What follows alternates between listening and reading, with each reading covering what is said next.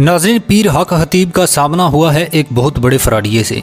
नाज़रीन, इस पीर का एक फ्रॉडी मुरीद इससे 8 करोड़ पे लेकर रफू चक्कर हो गया है। हुआ कुछ यूं है कि इस पीर का एक मुरीद रोता धोता हुआ इसके पास आया और कहा कि पीर साहब, मेरा तो बेड़ा ही गर्क हो गया है, मेरा सारा कारोबार ही खसारे में चला गया है।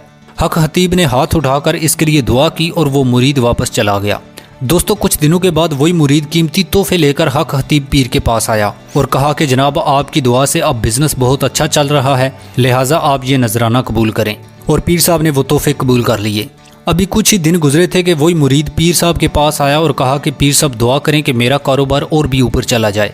पीर साहब ने दुआ की, मुरीद फिर वापस चला गया। दोस्तों, चंद दिन के बाद वही मुरीद एक कीमती गाड़ी का तोहफा लेकर पीर साहब के पास आया और कहा कि पीर जी, आपकी दुआ से मेरा कारोबार तो उरूज पर चला गया है, लिहाजा ये गाड़ी मेरी तरफ से आपके लिए तोहफा है, आप इसे कबूल करें। तो पीर साहब ने खुशी खुशी तोहफा कबूल कर लिया। चंद दिन के बाद फिर वही मुरीद आया और कहा कि पीर साहब, दुआ करें कि मेरा बिजनेस और भी तरक्की करे, पैसा ही पैसा हो जाए। पीर साहब ने फिर दुआ की और मुरीद फिर वापस चला गया। नाज़रीन, अभी कुछ ही दिन गुजरे थे कि वही मुरीद 4 कीमती गाड़ियां लेकर हक हतीब पीर के आस्थाने पर आ गया और बड़े अदब के साथ पीर साहब से अर्ज की कि सरकार, आपकी दुआ से अब तो मेरा बिजनेस उरूज पर चला गया है, अब तो पैसा ही पैसा हो गया है, हर तरफ से पैसा ही पैसा आ रहा है, लिहाजा सरकार ये 4 गाड़ियों का छोटा सा तोहफा आप कबूल करें। यह सुनकर तो पीर साहब के दिल में हलचल ही मच गई और पीर हक हतीब के दिल में भी ये ख्वाहिश पैदा हुई कि क्यों ना मैं भी इस बिजनेस का हिस्सा बनूं। बस पीर साहब ने फिर अपनी इस ख्वाहिश का इजहार अपने इस मुरीद के साथ किया और मुरीद तो खुशी से झूम उठा।